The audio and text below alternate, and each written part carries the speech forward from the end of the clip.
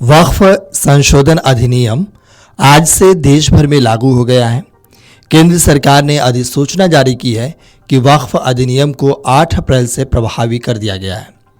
पिछले सप्ताह संसद और राष्ट्रपति ने वक्फ संशोधन अधिनियम को मंजूरी दे दी। इसके बाद यह तय नहीं था कि नया कानून कब से लागू होगा। मंगलवार को केंद्र सरकार ने अधिसूचना जारी करते हुए वक्फ संशोधन कानून 8 अप्रैल से प्रभावी होगा। आपको बता दें कि राष्ट्रपति द्रौपदी मुर्मू ने 5 अप्रैल को वक्फ संशोधन अधिनियम को मंजूरी दे दी। इसे बजट सत्र के दौरान संसद ने पारित किया था। कानून मंत्रालय की अधिसूचना में कहा गया था कि राष्ट्रपति ने दोनों विधेयकों को अपनी मंजूरी दे दी है। 4 अप्रैल को राज्यसभा ने विधेयक के पक्ष में 128 और विपक्ष में 95 मतों से इसे पारित किया था, जबकि लोकसभा ने लंबी बहस के बाद 3 अप्रैल को विधेयक को मंजूरी दी थी। यहां 288 सांसदों ने इसके पक्ष में और 232 ने इसके विरोध में मतदान किया था। आपको बता दें कि वक्फ कानून के खिलाफ सुप्रीम कोर्ट में कुल 10 से अधिक याचिकाएं दायर की गई है, जिनमें राजनेताओं, all India Muslim personal law board और जमीयत उलमाए हिंद की याचिकाएं शामिल हैं।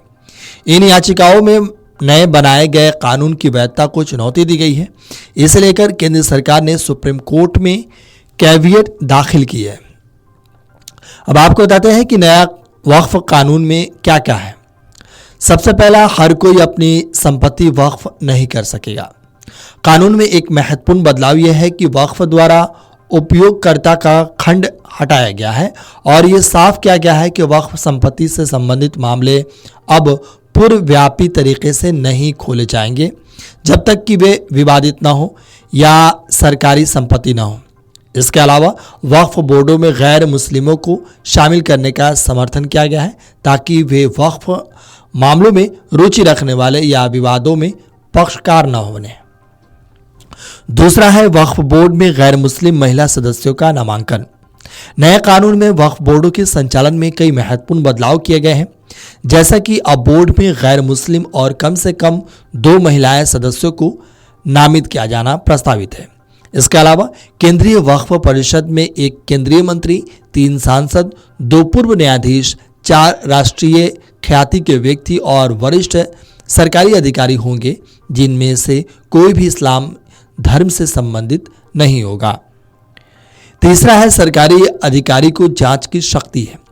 आपको बता दें कि अगस्त 2024 में संसद में जो विधेयक पेश किया गया था, उसमें वक्फ से जुड़े विवादों के मामले में जिला कलेक्टर को जांच की शक्ति दी गई थी।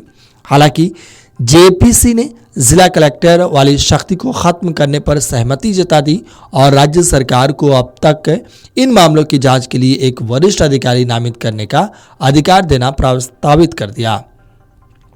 चौथा है वक्फ संपत्ति का केंद्रीय डेटाबेस में पंजीकरण।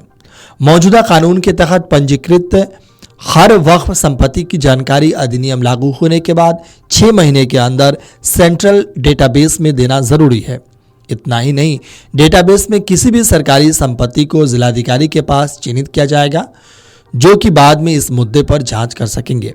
कानून में शामिल इस संशोधन में कहा गया है कि अगर वक्फ संपत्ति को केंद्रीय पोर्टल में नहीं डाला जाता तो इससे वक्फ की जमीन पर अतिक्रमण होने या विवाद होने पर अदालत जाने का अधिकार खत्म हो जाएगा।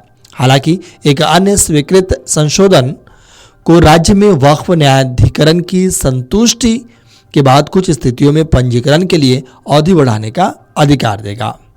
Video desk amarujala.com।